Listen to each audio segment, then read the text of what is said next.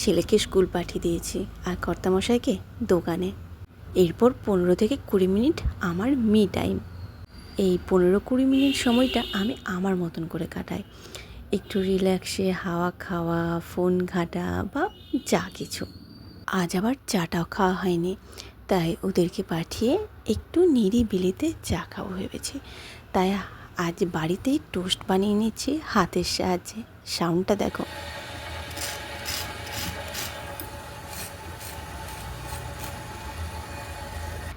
দেখেছো তো আমার টোস্টের সাউন্ডটা কেমন? আমি টোস্টার ছাড়াই একটা তাওয়ার মধ্যে এইভাবে হাত দিয়ে একটু চেপে চেপে সেঁকে টোস্ট বানিয়ে নিয়েছি।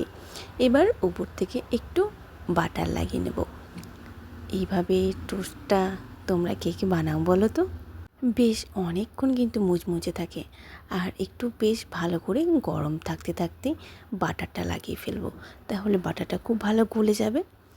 ব্যাস, এবার একটু গরম জল না গরম জল না, আদা দিয়ে চিনি ছাড়া লিকার চা।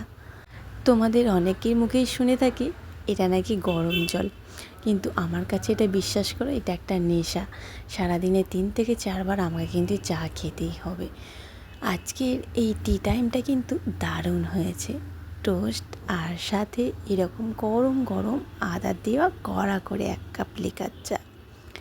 চলে এসো আমার চায়ের আড্ডায়, তোমরাও একটু চা খেয়ে যাও।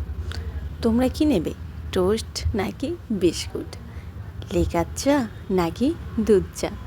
বলে এসো কিন্তু, ঠিক আছে? আর আজকের ওয়েদারটাও কিন্তু ফাটাফাটি ছিল।